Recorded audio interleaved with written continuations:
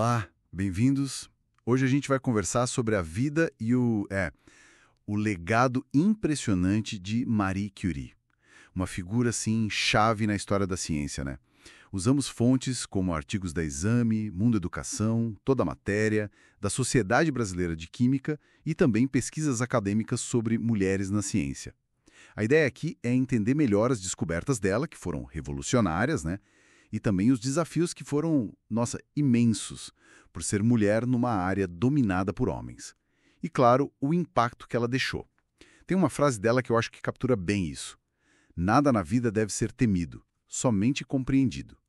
Agora é hora de compreender mais para temer menos. Então, vamos lá, compreender mais sobre Marie Curie. Exato. E é fundamental, olha, perceber que ela não só descobriu coisas novas, mas ela, redefiniu o que era a radioatividade. E mais, ela abriu muitas portas, né? Foi a primeira mulher a ganhar um prêmio Nobel e a única pessoa, até hoje, que ganhou em duas áreas científicas diferentes, física e química. Impressionante. Uma trajetória que começa lá em Varsóvia, na Polônia, que na época estava sob domínio russo.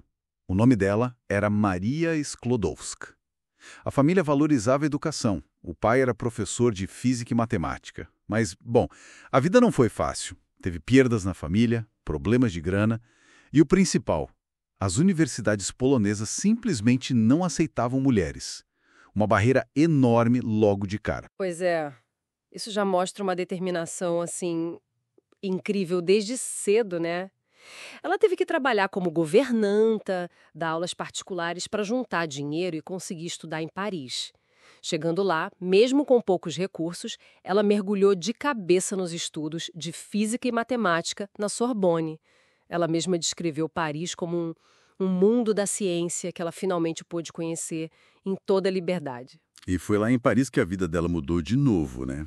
Conheceu Pierre Curie em 1894. Ah, sim. Casaram no ano seguinte, em 1895, e aí começou uma parceria não só de vida, mas científica, muito intensa. Trabalhavam juntos no laboratório bem improvisado, na verdade. Sim. E essa parceria foi fundamental. A Marie, inspirada naqueles raios de urânio que o Henri Becquerel tinha descoberto, decidiu investigar isso mais a fundo para o doutorado dela. E aí, usando um aparelho que o Pierre e o irmão dele tinham desenvolvido, um eletrômetro, ela começou a medir essa radiação com uma precisão que ninguém tinha conseguido antes. E aqui tem um ponto genial, né? Ela não só criou o termo radioatividade. Que já é enorme. Já é enorme. Mas ela propôs algo que era radical para a época. Que essa radiação vinha de dentro do átomo. Exato, isso mudava tudo. Porque até então a ideia era que o átomo era a menor parte da matéria, indivisível. Desafiava o modelo vigente. Completamente. Essa ideia de que a radioatividade era uma propriedade atômica abriu um campo de pesquisa totalmente novo. Aí, investigando um minério chamado pechblenda, eles viram que ele era muito mais radioativo do que deveria ser só pelo urânio que continha. Isso levou eles a descobrir, em 1898, dois elementos químicos novos. Primeiro o polônio. Em homenagem à Polônia, né? Isso, uma homenagem à terra natal dela. E depois o rádio. Elementos muito, muito mais radioativos. E eles tomaram uma decisão bem interessante. Não patentearam as descobertas sobre o rádio. Por que fizeram isso? Olha, eles acreditavam que o conhecimento científico devia ser livre, que patentear poderia atrapalhar outras pesquisas. Foi um gesto de altruísmo científico, pode-se dizer. Eles queriam que a ciência avançasse rápido, que todos pudessem usar aquele conhecimento. E isso realmente ajudou, né? A área se desenvolveu muito rápido depois. Com certeza. Bom, esse trabalho todo rendeu o Nobel de Física em 1903. Dividido entre a Marie, o Pierre e o Becquerel. Sim, ela foi a primeira mulher a receber um Nobel. Um marco histórico. Um marco. Mas logo depois veio uma tragédia, né? A morte do Pierre em 1906, num acidente. Sim, foi terrível. Mas mesmo assim, ela continuou. Assumiu a cadeira dele na Sorbonne, se tornando a primeira professora mulher lá. Incrível a força dela. E a pesquisa não parou. Em 1911, ela ganhou o segundo Nobel, dessa vez em Química, e sozinha. Foi pela descoberta do rádio e do polônio, e por ter conseguido isolar o rádio puro, estudar as propriedades dele. Ser laureada em duas ciências. Ninguém mais conseguiu isso.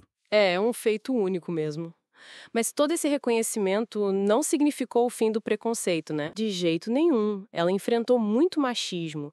Um exemplo claro foi quando tentou entrar para a Academia Francesa de Ciências e foi rejeitada. Fizeram uma campanha difamatória contra ela. E a academia só foi aceitar uma mulher décadas depois, né? Exato. Isso mostra um padrão histórico, infelizmente. As contribuições das mulheres na ciência muitas vezes foram diminuídas, ignoradas. A gente vê isso em outros casos também, como o da Rosalind Franklin com o DNA. A Marie teve que lutar não só pela ciência, mas pelo direito de estar ali, de ser reconhecida. E apesar de tudo isso, ela ainda pensava em aplicar a ciência. Fundou o Instituto do Rádio em Paris, que hoje é o Instituto Curie. O foco era pesquisa médica, né? Usar a radioatividade contra o câncer. Sim, a radioterapia. E o papel dela na Primeira Guerra Mundial foi, fundamental. Ela criou umas unidades móveis de raio-x que ficaram conhecidas como Petit Curie. Pequenas curis. Que legal! E ela mesma foi para as frentes de batalha com esses carros. Não só operava os equipamentos, mas treinou outras mulheres para serem técnicas de radiologia, mais uma vez quebrando barreiras. A estimativa é que mais de 1 milhão de soldados feridos foram ajudados por causa dessa iniciativa dela. Uau! Um legado que vai da pesquisa básica lá na física até a aplicação médica direta salvando vidas na guerra. Ela até visitou o Brasil, sabia? Em 1926. E doou um pouco de rádio para o Instituto do Rádio de Belo Horizonte. Ajudou a impulsionar a radioterapia aqui. Que interessante, não sabia dessa visita. Mas, infelizmente, toda essa dedicação à ciência teve um preço muito alto para ela, né? A exposição constante à radiação sem a proteção que a gente sabe hoje que é necessária. Claro, na época não se tinha essa noção. Exato. Isso levou à morte dela em 1934, provavelmente por anemia aplástica ou leucemia, doenças ligadas à radiação.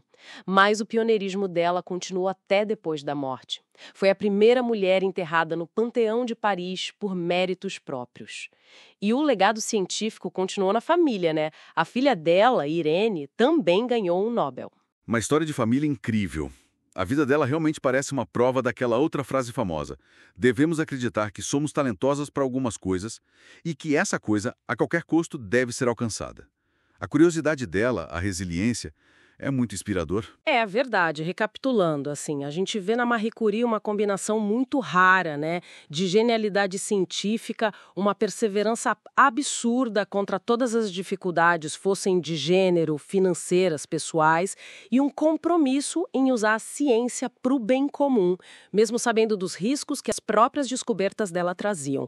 A vida dela mostra tanto o poder que a ciência tem de transformar o mundo, quanto as barreiras sociais que muitas vezes tentam limitar esse poder. É uma história realmente complexa, muito poderosa. E fica uma pergunta para a gente pensar, né? A Marie Curie tinha um certo otimismo. Ela acreditava que a humanidade ia conseguir tirar mais coisas boas do que ruins das novas descobertas científicas.